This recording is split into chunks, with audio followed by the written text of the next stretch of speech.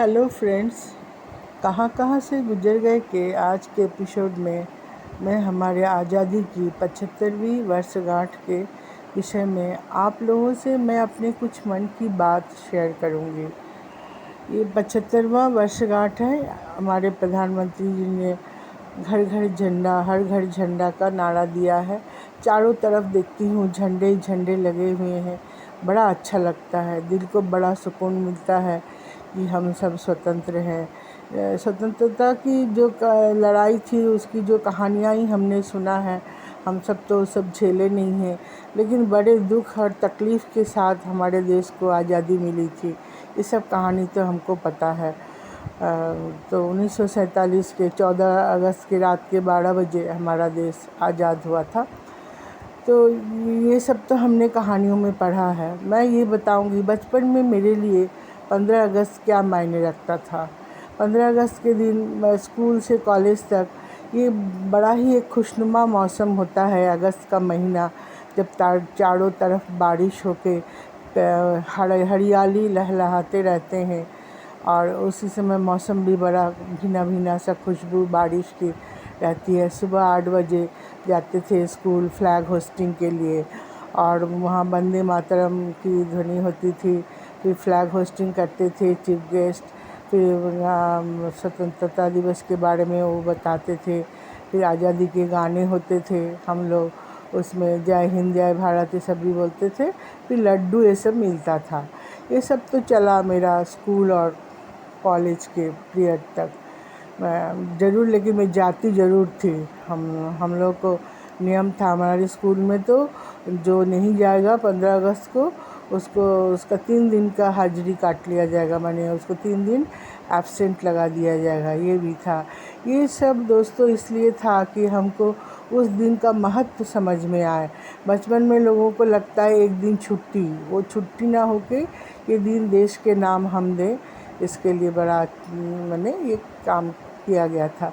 तो मैं ज़रूर जाती थी। जाते जाते रास्ते में चारों तरफ फहरा हुआ झंडे, और झंडे के कागज़ के पूरा बना हुआ जो चारों तरफ जो लटकते रहते हैं पेपर्स, वो सब भी चारों तरफ देशभक्ति के गाने गूंज रहे हैं। एकदम खुशनुमा मौसम, बड़ा ही मन को मोह लेने वाला ये समय होता था। तो स्कूल कॉलेज के लाइफ में मैं 15 अगस्त तो बहुत अच्छे से मैंने इनको निभाया। उसके बाद शादी हो गई, जब मैं अपने पति के साथ आ गई उनके साथ, तो वो भी जो ज़रूर जाते थे 15 अगस्त को। उन लोगों के ऑफिस में भी फ्लैग होस्टिंग होता था, तो वो सब करते थे वो लोग। वहाँ क्या होता था वो तो मुझे पता नहीं, लेकिन ज़रूर एज ए प्रोटोकॉल जो होता है सब होता होगा। उसके बाद मेरा बेटा स्कूल जाने लगा।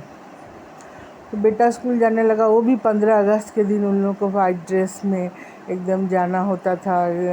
बहुत ही चाव से मेरा बेटा 15 अगस्त के दिन स्कूल की ज़रूर जाता था। और जब भी जाते समय एक छोटा झंडा, हर साल वो झंडा ज़रूर खरीदता था। इस साल प्रधानमंत्री जी ने ऐसे बोले हैं कि हर घर झंडा, सब झंडा खरीदे लगा रहे, लेकिन मेरे घर में शुरू से जब से मेरा बेटा थोड़ा सा समझने लगा है, झंडा 2-3 खरीद के लाता था और इधर उधर लगाता था। बल्कि मुझे लगता था कि प्रोटोकॉल के हिसाब से शायद झंडा घर में लगाने का हमारा अधिकार नहीं है। हमको इतना पता नहीं था कि हम भी लगा सकते हैं। तो मेरा बेटा दौड़ते दौड़ते स्कूल से जब भी लौटता था, एक झंडा खरीद के हाथ में लेके आता था। अभी भी मेरे नज़रों के सामने वो सब दृश्य एकदम मुझे जैसे दिखता है। तो ये बड़े अच्छे से हम मनाते थे। ये तो था दोस्तों आप लोग के साथ जो मैं शेयर कर रही हूँ आज़ादी का। मुझे आज़ादी के दिन कुछ लोग बहुत याद आते हैं। वो हमारे वो सैनिक और जवान जो हमारे बॉर्डर पर बैठे हुए हैं। -48 डिग्री गर्मियों में 40-50 डिग्री पे वो लोग कैसे बैठे रहते हैं, कैसे वो लोग हमारे देश की बॉर्डरों को, सीमाओं को सेवा कर माने सीमा पे कैसे तैनात रहते हैं। वो लोग तैनात रहते हैं बोल के ही हम लोग शांति से अपने घर में रहते हैं, सो पाते हैं, अच्छे से रहते हैं। और मुझे और भी कुछ लोग याद आते हैं, वो है उन जवानों की माँ। वो मुझे, मैं सच बता रही हूँ, मैं अपने बेटे को, ये मैं ज़्यादातर माँओं को देखी हूँ, बच्चों को थोड़ा दूर, थोड़ा नौकरी के लिए जा रहे हैं, थोड़ा ऐसे पढ़ने जा रहे हैं 1-2 घंटे के लिए, भेजने में लोगों को बहुत तकलीफ़ होता है। लेकिन वो माएँ, जो जवानों की माँ जो अपने बच्चों को बॉर्डर पे भेजने के लिए इजाज़त देती थी, वो उनका कलेजा कैसा होता होगा। है तो वो भी सामान्य ही औरतें होती हैं हमारे आपकी जैसी, लेकिन कितना दिल कड़ा करके अपने देश के लिए अपने बच्चों को कुर्बान करने के लिए एकदम तैनात रहती थी। और वो बच्चे कितने बहादुर, वो जो हमारे जवान हैं वो बच्चे कितने बहादुर। मैं बहुत, जब भी कोई जवानों का या सैनिकों का कोई कार्यक्रम आता है, बड़ा ध्यान से देखती हूँ उन लोगों की तकलीफ़, जैसे ठंड में कैसे वो लोग रहते हैं, कैसे वो लोग बर्फ़ का पानी को थोड़ा गर्म करके, बर्फ़ को गर्म करके पानी बनाते हैं, फिर उसको पीते हैं। फिर कितने कष्ट से वो लोग रहते हैं, कितने दिन उन लोगों को घरों से बात नहीं होता है। माने हमारे जैसे होते हुए भी वो लोग कुछ अलग है। हमको तो सच पूछिए तो भगवान के बाद वही लोग नज़र आते हैं, जो सैनिक, जो हमारे देश को रक्षा करते हैं और जिनके लिए हम बड़े अच्छे से रहते हैं। लेकिन इन लोगों के देखने के बाद मुझे कुछ लोग और भी याद आते हैं आज़ादी के इस दिन में।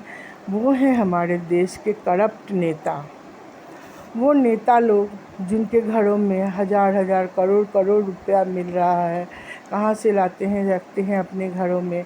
और जब मैं देखती हूँ प्लेटफॉर्म पे एकदम फटे कपड़ों में, कंबलों में सिकुड़े हुए, कोई बिना कंबल के सोए हुए, ठंड में उस झोपड़ियों में, रेलवे स्टेशन, रेलवे प्लेटफॉर्म के बगल में, और जो झोपड़ियाँ हैं वहाँ किसी दिन कभी नज़र पड़ जाए तो देखिएगा दोस्तों, माने दरिद्रता किसको कहते हैं और भूखमरी और गरीबी क्या है, एक झलक आप एक नज़र देख के आपको तुरंत फेर लेना पड़ेगा। वो इतनी हृदय विदारक दृश्य रहती है।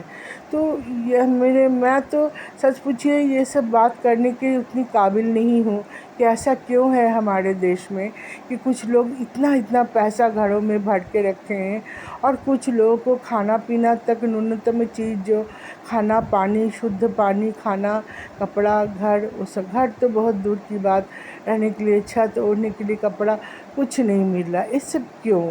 ये सवाल मेरे मन में ये आज़ादी के दिन ज़रूर आता है मेरे मन में कि ऐसा क्यों है, ऐसा क्या है। लगता है कल बचपन में जो कहानियाँ पढ़ी थी, जादू की छड़ी लगा के सब ठीक कर देते थे, वो परी लोग आती थी, जादू की छड़ी लगा देती थी और सब ठीक हो जाता था। ऐसा कुछ होता तो बड़ा अच्छा होता। मैं इस विषय पे मेरे नेता और ये सब विषय पे मैं बोली ज़रूर, इस विषय में मेरी बहुत ज़्यादा जानकारी नहीं है, ना ही मैं उसके उतनी काबिल भी हूँ कि इस सब विषय पे मैं बहस कर सकूँ।